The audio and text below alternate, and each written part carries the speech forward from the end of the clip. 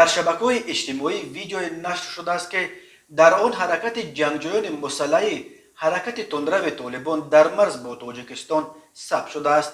این نوا را از طرف تاجیکستان ظاهرا در مرز ولایت مختار کوهستان بدخشان با ولایت بدخشان افغانستان گرفتند. در نوار دیده می شود که طالب‌های مسلح در ماشین‌های جیپ توسط یک راه کوهستانی از آن طرف دریای پنج حرکت دارند. آنها چنان نزدیکند که از این طرف مرز طور در نوار دیده می شود چند نفر آنها را با تلفن‌های موبیلی خود به نوار می‌گیرند. در ویدیو یک کارمند میلیسا و یک نظامی هم دیده می شوند که حرکت جنگیان طالبان را در آن طرف مرز مشاهده می کنند و مرد حربی با تلفن به کسی در این باره خبر می دهد و کارمند میلیسا به طرف افغانستان با شست دست افشانده چیزی می گوید.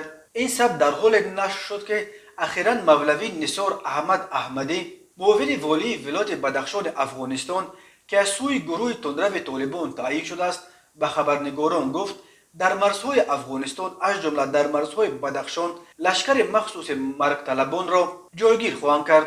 احمدی گفت لشکر منصوری امارات اسلامی در وقتش به ضد نیروهای امنیتی حکومت قبلی افغانستان و ائتلاف بین المللی حمله های انتحاری انجام میداد و حالا به مرز با تاجیکستان پرتافته شده است. طالبان 2 هفته پیش اعلام کردند که نیروهای ویژه خود با نام لشکر منصوری را با هدف رفع تهدیدهای امنیتی و دیگر تهدیدهای احتمالی در 3 ولایت با تاجیکستان مرز قندوز، تخار و بدخشان جابجا کردند. طالبان در این 3 ولایت حتی گذشت‌های حربی این به نام مرگ طلبان را دایر کرد. در پاسخ تاجیکستان روزهای 27 و 30 سپتامبر در ناحیه درواز و شهر خورخ پرادهای حربی برگزار کرد.